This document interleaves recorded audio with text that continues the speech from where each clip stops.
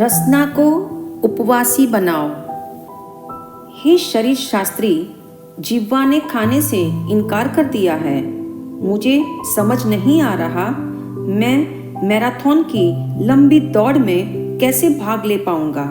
क्या आप रसना रानी को समझा पाएंगे? हे देह, मैं तुम्हें सलाह दे सकता हूँ कि तुम रसना को उपवासी बनना सिखाओ, तभी तुम्हारा असली पोषण होगा। साथ ही उपवासी जिह्वा को खाने का मूल्य भी समझ आएगा।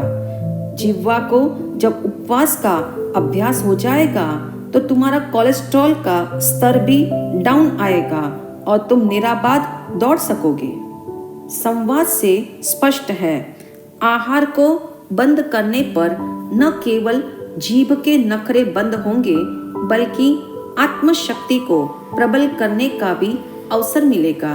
क्योंकि रसना को पौष्टिक भोजन खिलाने से भी अधिक कारगर है उपवास कराना।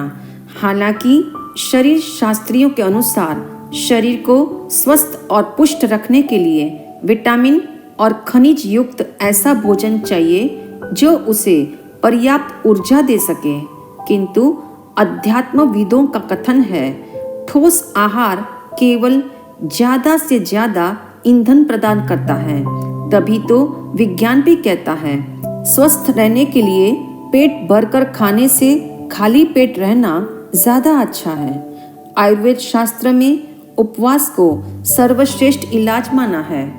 ऑस्ट्रेलिया के वैज्ञानिकों ने पाया है कि थोड़े थोड़े दिनों में उपवास करने से कोलेस्ट्रॉल का स्तर कम होता है।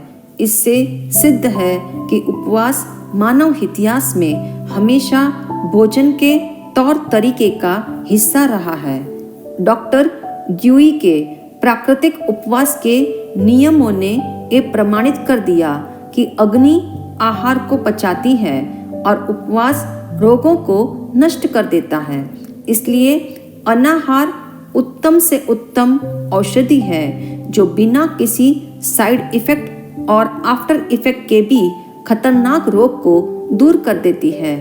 भगवान महावीर ने कहा, कम्माणम निजरठम आहारम परिहरे, अर्थात कर्म निर्जरा के लिए आहार का त्याग करो। इसी कारण उन्होंने उपवास को इतना बड़ा दर्जा दिया जो कर्म रूपी बीमारी को दूर कर सकता है। जिह्वा को उपवासी बनाने से आहार की आसक्ति घटती है और कर्मों की भी निजरा होती है। इसलिए भोजन का प्रयोजन न तो जिह्वा का स्वाद है और न पेट का पोषण है, न भूख निवृत्ति है। भोजन का तो मुख्य उद्देश्य तन, मन, आत्मा की स्वस्थता है। इसी कारण आहार में संयम आवश्यक है। काम, क्रोध आदि विचारों की प्रबलता भी असंयमित एवं उपयुक्त आहार करने से ही होती है। यदि शरीर सब तरह से स्वस्थ है तो मन भी सात्विक ही रहेगा। सात्विक मन एवं स्वस्थ शरीर से आत्मा का प्रमुदित रहना भी संभव है।